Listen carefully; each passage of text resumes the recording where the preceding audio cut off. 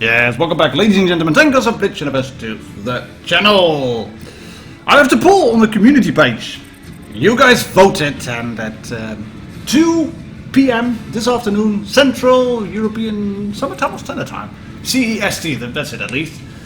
The votes were pretty clear. It was the most of the people voted for tier 10 mediums, and even though the Heartbreaker community and the low tier lols guys were very generous in their comments and stating, guys, there's so much tier 10 gameplay, let's just go for low tier lows, we need that end of the spectrum as well.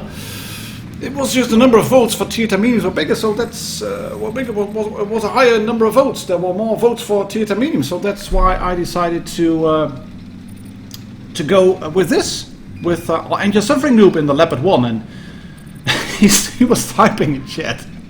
And I think it was actually a good thing, because that it didn't deny him from getting shot up the ass by this by the Sheridan, but sure as hell he didn't poke in front of that AMX-50B and that got tapped 3 times in the face, and he can now use HE up the ass of this AMX-50B, who was, I don't know, just way too aggressive. What are you thinking? What are you thinking when you do something like that? It is a supremacy game, I know that, but come on, unless you are with a team that has been training this stuff, that knows what they are doing, and I'm not saying that regular teams don't know what they're doing, but chances are less likely that they know what they're doing, if that makes sense what I'm saying right here.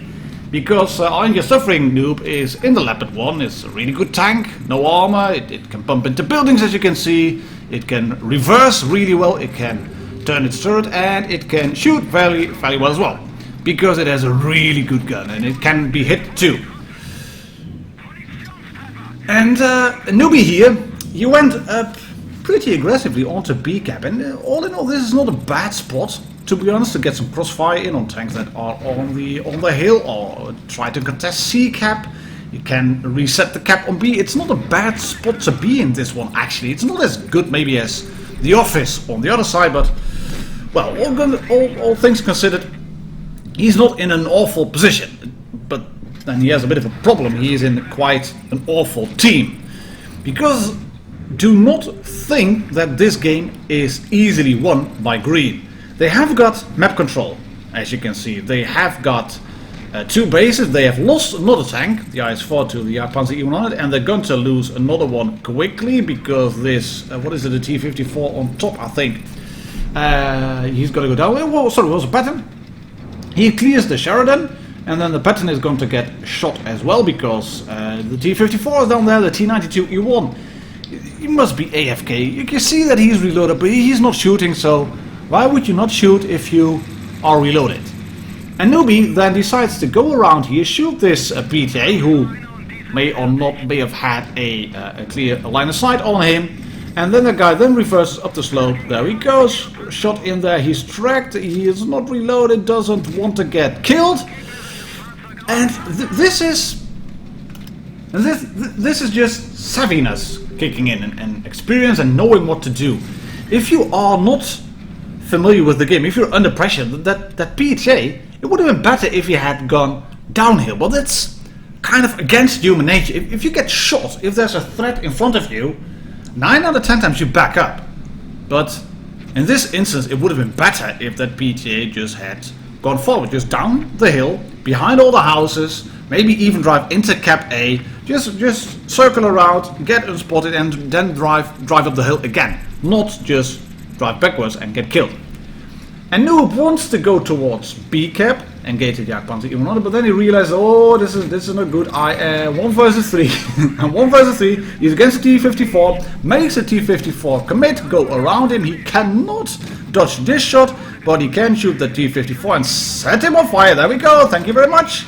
That guy then quickly extinguishes the fire, but drops into the lake, and the Leopard 1 just reloads just that little bit quicker than the T-54, apparently. And yes, this is slightly lucky. This is, of course, there has to be a bit of luck involved in games like this. But it's also about not throwing your tank away in the beginning. And Newbie did not throw his tank away in the beginning like that AMX-50B did. Like some of the other tanks did. Like the T-92E1 that went AFK. He was in a position to conserve his health, albeit only 1/3 of it. And that allows him now to just sort of run around, as you can see, and then hope for the rest to make mistakes. And this IS-4, clickety-click, typing it out. Oh, let me chat. Let me make certain that I have a platoon after this game. But first, maybe I want to win this game first. What were you thinking, Mr. IS-4?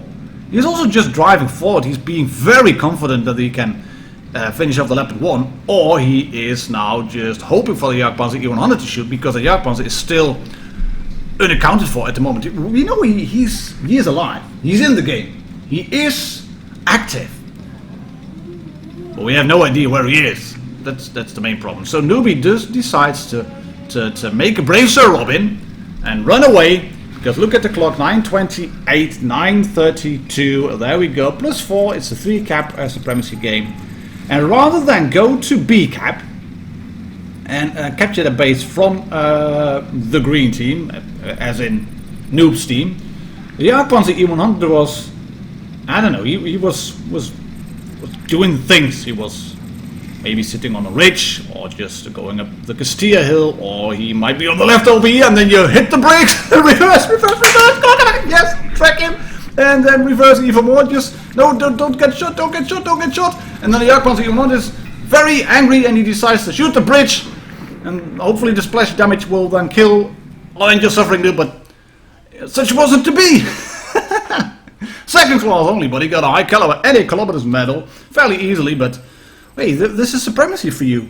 Sometimes you lose games like this, and sometimes you just win.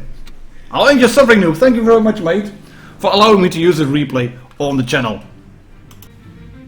And for game number 2, we have Mew Cherry Blossom from the Out clan, A-U-T, but I'm pretty sure that's to be spelled and pronounced out.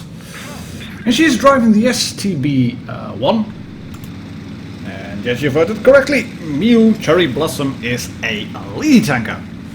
And she's gonna have a hell of a game. She's gonna show us how to play this tank, how to be map aware, how to pick the right targets.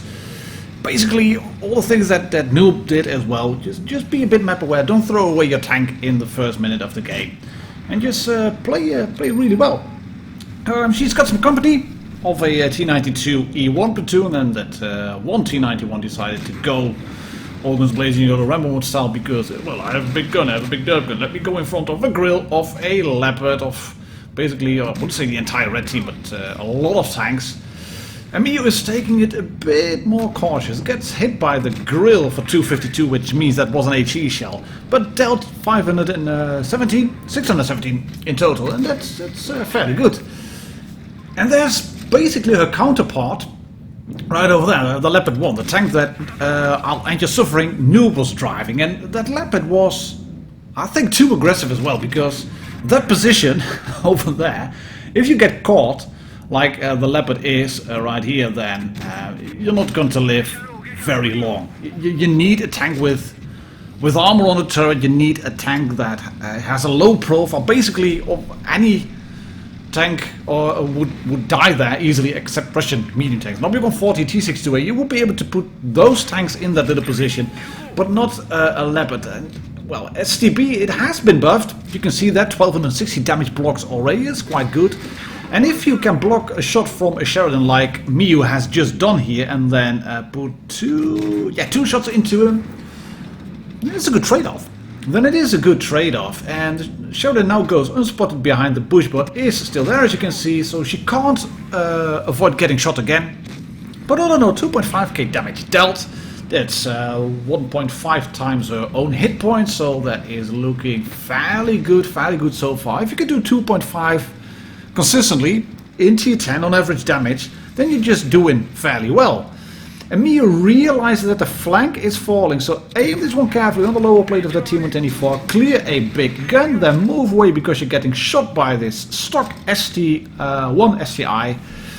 And the two T-92E1s, you can see what they have been doing. They have just been sitting there basically because they threw away their hit points. And the Grill decided to go in all guns blazing Yoda rumble mode style, blocks a shot or shoots a turret, shot gets blocked, and the Miyu just pushes the tank back, pushes the Grill back, shoots him again, gets 3 kills, has suddenly done 4k in terms of damage, but she isn't done yet.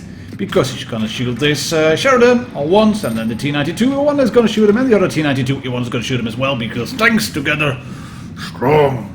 I've covered that in the video. It's really works. If you can put 3 guns, especially the big guns of a T-92E1 on a Sheridan, they can really clear him. And that's the ST stock as said, and that tank has gone down. That leaves just 2 red tanks left, an IS-7, an IS-8 and an E-75, and there's one of them. The IS-8 has been spotted, and the E-75 is probably around there as well, because they have been driving together. I think that those who were in the platoon as well. But the T-92E1s, they were fairly low in terms of hit points. So rather than just disengage, get distance, they decided to go on this little spot. That's just a bad spot to go if you are in a one-shot light tank, even if you have a big gun. I mean, the E-75 is well armored, the IS-8 is lots of troll armor, and you can't resort to heat when you're trying to engage an IS-8, because that has a lot of space armor all around. And Miyu is just doing a better job at it. Shoots the IS-8, makes him a one-shot, albeit a high-roll one-shot, and she is hull down here. That means that she can survive a hit from, I think, from the E-75. He's trying to go for a heat to go through the front of the turret. Doesn't quite work, doesn't get the cheek, shoots on the gun mantlet, and then take a look at what the T-92E1 is doing. Reds have already figured out what was happening here. Because, proxy spotting, 50 meters distance, etc. That T-92E1 was relying on the derp factor, on the alpha damage of the gun way too much. And Miyu is making a bit of a bold move here, I think, because that E-75, yes, he can put a shot into the lower plate, but she's going to need at least 3 shots to clear the E-75. Yes, we'll need 2 more. There we go. Can you shoot the E-75 again? Back to heat. Turret cheek. Is this one going to go through? No! Bounces shot from the IS-8. Quickly switches to APs here and clears the Russian Tier 9 heavy tank, and then shoots the E-75 again on the mantlet. And there might be people saying, well, she should have taken more time to aim that shot, she should have been more patient. Well, if you're a one-shot to that E-75, which he most definitely is, then you can't really start aiming your shots too long. Luckily, the E-75 has just fired, so that will go through the lower plate. There we go, 315 roll with heat, good roll. And then a little trick here, make the E-75 rock back and forth and through the top of the turret. Well done, Miyu. 6,567 damage dealt, and it's 64 in total because there were a few modules damaged. It's a bit of an annoying bug, to be honest, wargaming. Having that bug where you get hit points in the replay damage counter because you've damaged a module or damaged an ammo rack, and then replay says, well, you've done 13 damage, and it was really just 10. I think it's a bit annoying. I hope they can fix that, because it makes it a bit easier to really look at the replays. Not that it's just a bit annoying. Not as annoying as those replays where you have bugged tanks on when somebody's pointing to a position where there's no tank at all, and you think, why is he pointing that way? Well, then in the game there was a tank, and in the replay it's just not there. But yeah, I digress. We're going to look at the last tier 10 medium tank of today's video. Now you might start thinking, well, Martin, why are you showing this? Well, you all voted for it, that's just one thing. And the other one is that I just like the tier 10 medium tanks. I like to play the Leopard one. You all know that I do love that tank. The mobility, the gun, etc. Just really good. And this tank that gmonkey_37 is driving, the M48 Patton, this was actually the first tier tank that I wanted to get in World of Tanks Blitz, and it had nothing to do with the fact that it was that I wanted to have this one as my first tier 10 tank. And that sounds kind of stupid, because when you say this is going to be my first tier 10 tank, and it doesn't have to do anything with this tank being the first tier 10 tank, it had everything to do with the M4A3 Easy 8 then being the tier 6 medium tank, and it still is obviously. And having the Pershing in there, I just wanted to get the Sherman. I wanted to get the American medium tanks, because those were the tanks that I liked from World War II, and I wanted to play it. And so I did. And this one was at the end of the line. And granted, this wasn't the best choice for the first tier 10 medium tank, and I still think it isn't quite the best choice there is as a tier 10 medium tank, because it's big. The Patton is a big tank. It's kind of huge. It doesn't have the cupola on top anymore. It still has one, but it used to be bigger, so that's good. But I don't know. It is a bit of a specialist tank, I think. It drives okay. It can sit on ridge lines. It can bounce rocket shells from Sheridans. Why would that guy wait too long over there if the Patton was spotted and then try shoot a rocket? That's just, I don't know. I don't think that's a way to play a Sheridan, but what do I know? I'm only slightly new free. But G-Monkey here is doing some really good target selection, as you can see.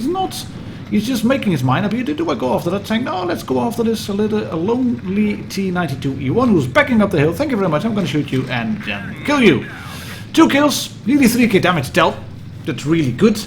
As I've been saying, if you can keep like 1.5k consistently at any tier, then you are bound to win more. And of course, if you are an experienced player, and if you're playing in the lower tier, then 1.5k is, well, it sounds good, but it really isn't. It RNG is on the side of G-Monkey here, and then decides to leave him quite for a bit. But yeah, that E75 missing a shot and then bouncing, that's just really fun. And it's on the side of the Sheridan, and then he gets tracked in place. It's very confusing, as you can see. It's a strange battle. RNG raining with an iron fist. But G-Monkey is, you can see what he's doing here as well. He's just rotating around, keeping the tank on this spot. He's playing hull down in the middle of a field. People sometimes forget about that. They think that hull down has to be you're sitting on a ridge and you're using the ridge to poke over and then kill people. But basically all you have to do in playing hull down is just sit behind a ridge. It's hiding your hull. It's not just sitting behind a ridge and poking over. Well, where I just said it is sitting behind a ridge. But all you have to do is hide your hull. You can go hull down in somewhat open field like this terrain here. There were tanks on higher ground and they were unable to shoot him because the Patton doesn't have the best in terms of armor, but all the armor is on the front, and the turret is a bit trolled. It has a gun mounted, it has a gun, it has got good gun depression, and it hasn't got that big cupola on top anymore. So if you can hide the hull and make people shoot the front of your tank and also the top of your turret, it's going to work out just fine and dandy. And if you then have like a third of your health left and you can shoot that E100 for a nice 372 roll, then you're gonna load just with APCR. Just stay on APCR. Go here. You could even go hull down behind this little lump of rubble. No need to. The E100 just fired.